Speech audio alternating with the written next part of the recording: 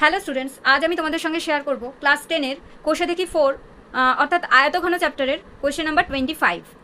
তো দেখো, ফার্স্ট অঙ্কটা বলেছে একটি আয়তঘনের তল সংখ্যা x, ধার সংখ্যা y, শীর্ষবিন্দুর সংখ্যা z এবং কর্ণের সংখ্যা p হলে x minus Y plus Z plus P এর মান কত তা লিখি।